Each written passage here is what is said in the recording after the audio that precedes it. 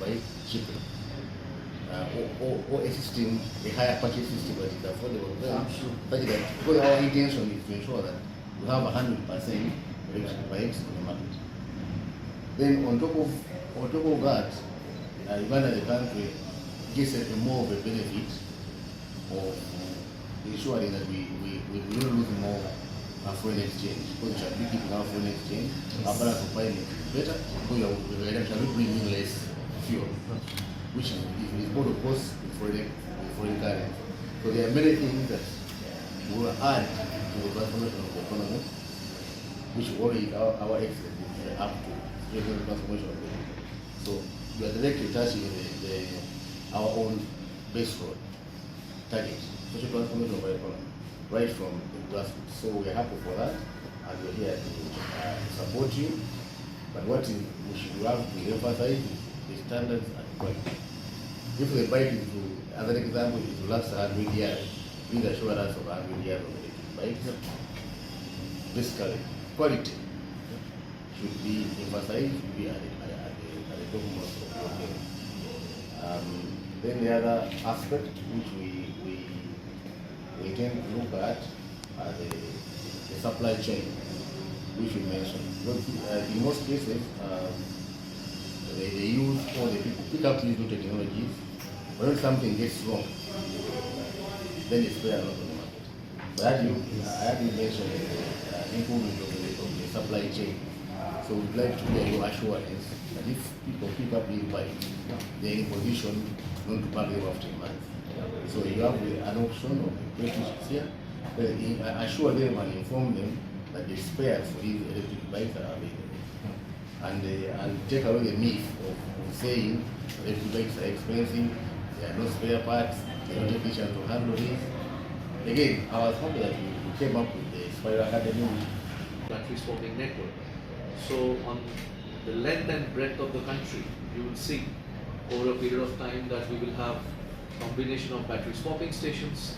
In the peripheries, we will have fast chargers, so that at any given point in time, a Boda driver is not left figuring out what he needs to do.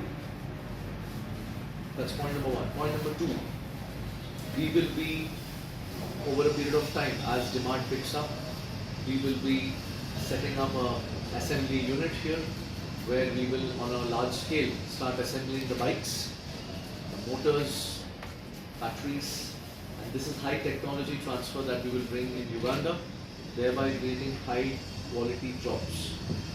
Not only manufacturing jobs, but also localized R&D, where we will be hiring STEM graduates from the top universities of Uganda, and thereby create a very high quality talent pool.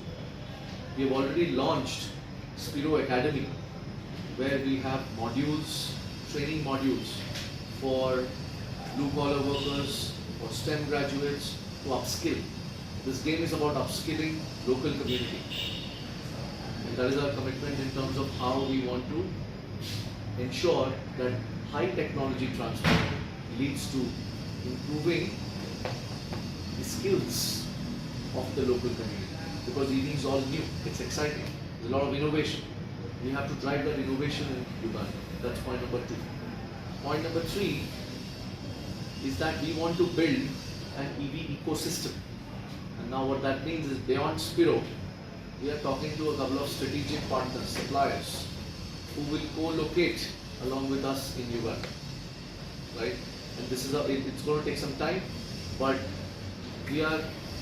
it shows our long-term commitment to the market, where we are building a vertically integrated operations, right from manufacturing all the way to downstream energy network deployment, and in the middle create an innovation funnel, because there's so much of top talent that is coming out of Uganda, which we would love to leverage.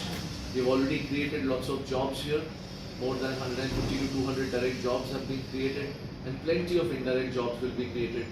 Plenty of entrepreneurs will come into this job creation flywheel, because today a Boda driver is an entrepreneur.